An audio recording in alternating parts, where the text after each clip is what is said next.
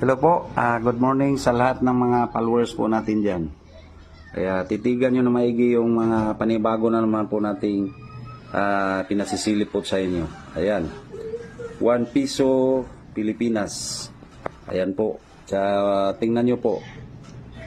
Napakalinis, saka wala man lang gaanong gas-gas itong isa. Kaya tingnan nyo po yung dalawa na yan. May mga sulat po, may mga tatak po. Chapmark kung tawagin po ito.